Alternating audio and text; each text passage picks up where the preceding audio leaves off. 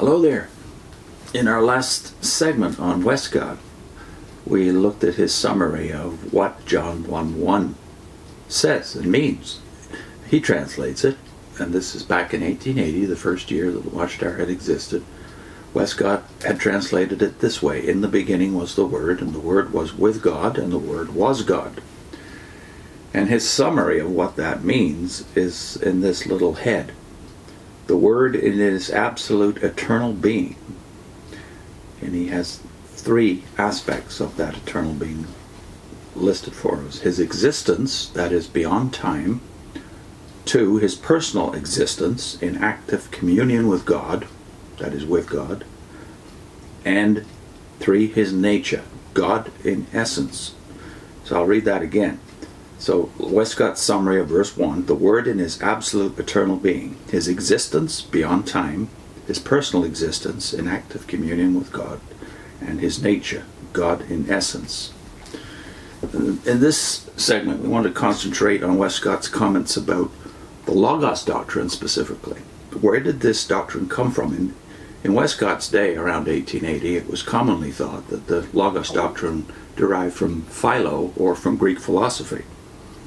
Now, Westcott takes that issue up right at the beginning of his introduction to the gospel. He says, is it then possible to find any clear traces of a doctrine of a divine Logos elsewhere than at Alexandria, which was at that time Philo's school of philosophy, Jewish philosophy? The Targums furnish an instructive answer to the question. These paraphrases of the Hebrew Scriptures have preserved, as it appears, the simplest and earliest form in which the term the Word was employed in connection with God. They were most probably not committed to writing in the shape in which we now have them till some time after the Christian era. But all evidence goes to show that they embody the interpretations which had been orally current from a much earlier time. In the Targum of Onkelos on the Pentateuch, which is the oldest in date, the action of God is constantly, though not consistently, referred to his Word, that is, Memra. Thus it is said that the Lord protected Noah by his Word when he entered the ark, that is, Genesis 7:16. That he made a covenant between Abraham and his Word, in Genesis 17, verse 2. That the word of the Lord was with Ishmael in the wilderness. That is Genesis 21, verse 20.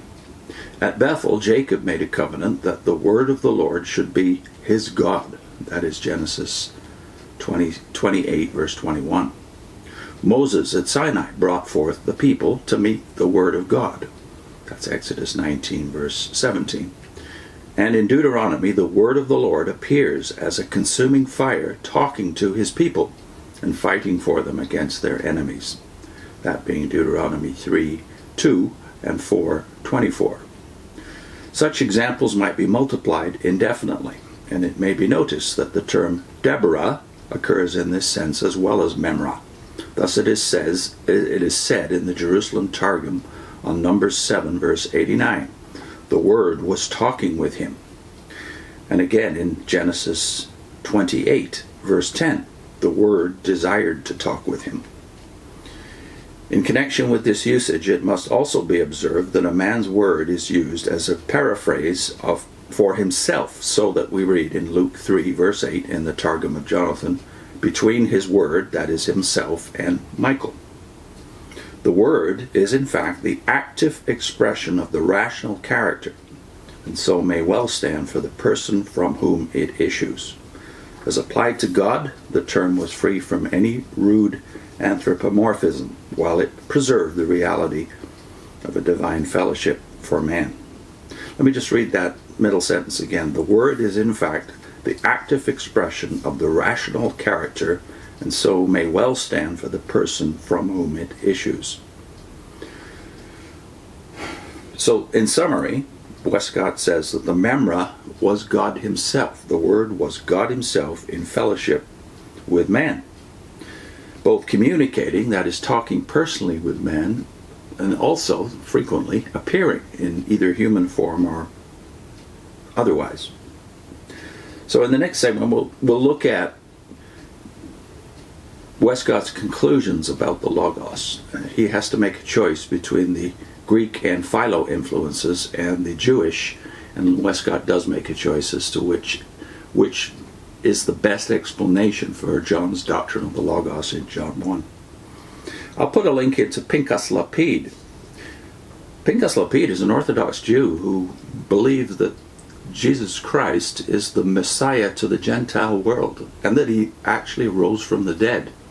So I'll put a link into some videos we did on Pinchas Lapid, who compares Jewish speculation, such as we just read about here in Westcott, with the Trinitarian doctrine of later centuries.